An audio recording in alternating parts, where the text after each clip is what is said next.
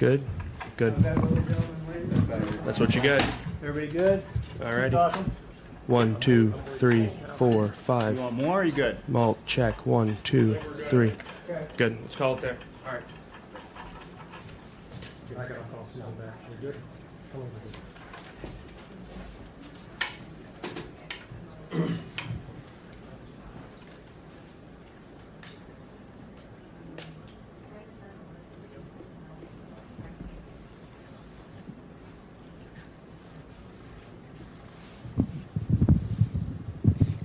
Good evening, everyone. Thank you for being here tonight. I want to start out by addressing the loss of life that we saw here in Minneapolis today. Any loss of life is a tragedy, and I think all of us can agree that in this situation it was preventable. I've spoken to the president today on the situation here on the ground. I also just got off the phone a little while ago with Governor Walz and spoke to him as well. I want to reiterate first with all of you the facts of what happened today. At 10:25 a.m. Central Time, Immigration and Customs Enforcement were carrying out lawful operations here in Minneapolis. Because of the adverse weather that Minneapolis has seen in recent snow, one of the vehicles became stuck and ensnared in the snow. Law enforcement were attempting to push out this vehicle, and when a mob of agitators that were harassing them all day began blocking them in, shouting at them, and impeding law enforcement operations. ICE officers and agents approached the vehicle of the individual in question, who was blocking the officers in with her vehicle, and she had been stalking and impeding their work all throughout the day. ICE agents repeatedly ordered her to get out of the car and to stop obstructing law enforcement, but she refused to obey their commands. She then proceeded to weaponize her vehicle, and she attempted to run a law enforcement officer over. This appears as an attempt to kill or to cause bodily harm to agents, an act of domestic terrorism. The ICE officer, fearing for his life and the other officers around him and the safety of the public, fired defensive shots. He used his training to save his own life and that of his colleagues. He was treated at a local hospital, has been released, and is now with family. I encourage the American people at this point in time to pray for him, but also to pray for the deceased's family and her loved ones. Today alone in this country, there have been 4 different domestic terrorist attacks on federal officers by the ramming of vehicles. 3 of them happened here in Minneapolis. We've seen over 100 of these vehicle rammings happen in just recent weeks, and this must stop. ICE alone is facing a 1,300% increase in assaults against them and an 8,000% increase in death threats against all of them. In fact, the very same officer who was attacked today had previously been dragged by an anti-ICE rioter who had rammed him with a car and drug him back in June. He sustained injuries at that time as well. And let me remind you why we're all here in this city today and why we've been here. In communities across this country and here in Minneapolis, we're just enforcing the laws that we have in this country. For years under President Biden, tens of millions of dangerous criminal illegal aliens, terrorists, and suspected terrorists were allowed to invade our country over our southern border. They were allowed to steal, to defraud, and to perpetuate violence against American citizens. Regardless of who your mayor or who your governor is, President Trump promised every single American that he would make America safe again. He promised every single American that he would work to protect them from dangerous criminals. Since Governor Walz has been in charge of Minnesota, we have seen homicides go up by over 50%. That's also during Mayor Frye's tenure as well. Since President Trump took office, Governor Walz has released over 470 violent criminals back onto the streets here in Minneapolis. He has another 680 of them still within his jurisdiction that he could give to us today to face the consequences for their crimes. Because Governor Walz and Mayor Frye refuse to protect Minnesotans, and instead they protect these criminals, that's why we are here. And we didn't just show up yesterday, we've always been here. But we're surging operations because of the dangerous situation we see in this country and because we're no longer going to allow illegal criminals to damage and harm, to kill, to sexually abuse, to proliferate drugs, and to steal American taxpayers' dollars. This state has faced unprecedented immigration fraud. It's seen unprecedented benefit fraud. Individuals were allowed to come into this country and set up fake companies and fake nonprofits and divert billions of dollars away from American citizens and those vulnerable citizens who truly needed the services from those programs. This city has burned before, and your mayor and your governor let it happen. President Trump is not going to let that happen. He and our federal law enforcement officers are here to bring peace and to bring public safety and to ensure that criminal activity is stopped and that people who perpetuate it will face consequences. Since we have been here in recent weeks, we have arrested over 1,500 criminals off of the streets. Our law enforcement has arrested murderers, known and suspected terrorists, child pedophiles, and other brutal criminals that were protected here in this city. We should all work together to protect our citizens. We should all protect the men and the women and the families who live here in Minneapolis, who live in Minnesota, and live throughout this entire country. I want to thank you for being here, and I want to thank you for focusing on the important work that our federal officers do and make sure that we're focused on the priorities of this country, and that's making sure that we're keeping people safe. With that, I'll take any questions that you may have. Secretary Noem, Mayor Fry called the claims of self-defense BS. How do you respond to that? I say that he doesn't know what he's talking about. It's very clear that this individual was harassing and impeding law enforcement operations.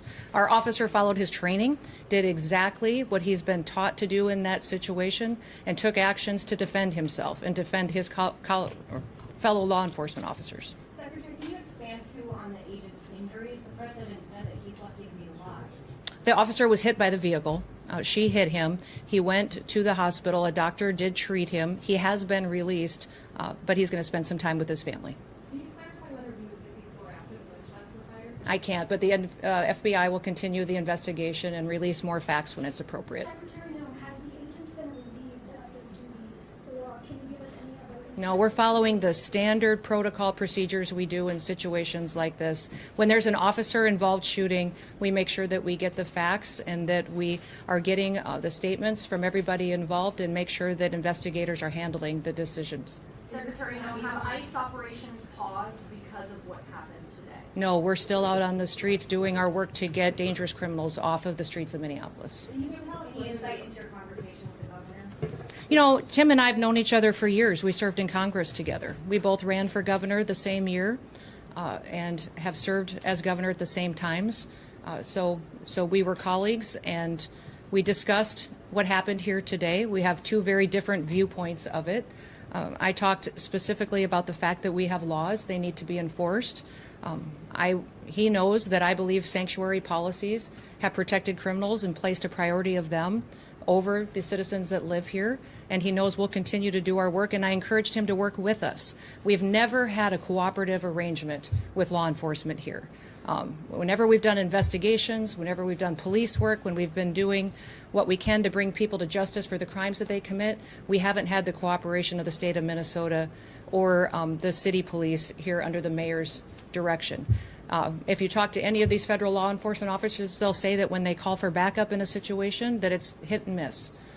They were grateful today that the police chief and local law enforcement showed up at the scene and helped secure it to make sure that nobody was harmed and that the FBI could do their work. But I would encourage them to work with us, that we could form a partnership that would make sure that individuals have the opportunity to have a safe Minneapolis. Secretary Noem, will body Over here. cameras be Do you released? stand behind the use of force, and will any of those use of force guidelines be altered or changed in the future?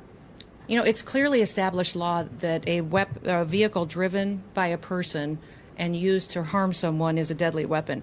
Deadly force is perfectly lawful when a threat is faced by a weapon. So I do believe that this officer used his training in this situation, and we'll let the FBI continue the investigation to get it resolved. So just to be clear, did the shooting happen before or after the vehicle hit the officer? I know you keep asking that, but that doesn't mean that the FBI is going to give you an answer today. There will be an investigation. We want to make sure that it's factual. What I would ask is that as we go forward from here today, that we all remember that our job is to have peaceful discussions. I'd encourage our local law enforcement and state law enforcement to work with us. We are going to continue to operate here in Minneapolis and in the state of Minnesota to make sure we're going after dangerous criminals. One of the key focuses that we've had here is a focus on individuals who are sexual predators and are involved in child exploitation. When I was just here yesterday, we arrested individuals who were charged with criminal assault and sexual assault and people that exploited children. Why would you want to keep them on your streets? President Trump has promised to go after the worst of the worst, and that's exactly what we're doing in Minneapolis. By not working with us, Governor Walz and Mayor Fry are putting those criminals and prioritizing them over our children and our grandchildren. Governor Wolf said that he is not giving them any heads up when there is going to And that's simply not true. He said that to me on the phone too, so I'll get him the documentation that he needs so that he knows that we would love to coordinate with him. He doesn't give us access to any information on criminals, let us know who he's detained, doesn't honor our detainers, and has individuals and criminals in his jurisdiction that he won't turn over us today too. Yes. You mentioned that the officer involved today was once before ran by a vehicle. Can you explain the difference between that instance and today? Was a firearm discharged then? If not, what was the big difference? I won't speak to that case right now, but we can get you the details and the information on that. But the facts of the matter is he's an experienced officer. He's been in situations like this before, and he certainly has been out there and followed his training today. Given the threat of vehicle encounters, are you going to change the way You know, people need to stop using their vehicles as weapons. Are you going to change the This domestic act of terrorism to use your vehicle to try to kill law enforcement officers is going to stop. And I'm asking the Department of Justice to prosecute it as domestic terrorism because it's clear that it's being coordinated. People are being trained and told how to use their vehicles to impede law enforcement operations and then to run over anybody who gets in their way while they go out there and try to disrupt peace and public safety. And Americans deserve better. So can you say what they were The investigating? National Guard. Deploying the National That hasn't been a part of the discussion. I know Governor Walz mentioned some of that earlier in his press conference, but we know we've got law enforcement officers here that will continue to work, and we're hopeful that the public recognizes that the work that we do every day makes America safe again. Can you get With insight that- into the operation that was happening at 34th and Portland? We had law enforcement officers that were out there doing an enforcement action, and a vehicle got stuck in the snow, and so they had called for other people to come and help them get that vehicle out. Those officers were trying to free the vehicle when the harassment started, when the protesters were out there impeding their vehicles and preventing them from leaving the scene. Was it at a particular home or business in that intersection? I won't speak to that. Can you speak to the crime that person may be committed that you were going after? And you mentioned sexual crime. Okay. Will body camera footage be released? I will let the FBI decide. Were they on target today when they were in that neighborhood? They were returning back to headquarters, I believe, to start a new operation, had just completed one. Was it a nice? Well, thank you. What's that? Was it a nice vehicle that needed to be? I was one of the vehicles that ICE officers were using. But remember, when we operate in a task force model. So we have other federal agencies that work with us, and we're very grateful for that. We have CBP officers, the FBI, DEA, ATF, all of those all work with us every day in a task force model, and we appreciate it. We'd love to have the state police, and we'd also love to have the Minneapolis police chief and his team be alongside of us while we're out there doing those enforcement operations. Were the agents there? With that, we'll get you more information as it is revealed, but thank you and everybody. Let's work together to make sure that we can continue to help the city be safer, get more criminals off the streets, and ensure that our public has the opportunity to pursue the American dream in a city they can be proud of. Thank you.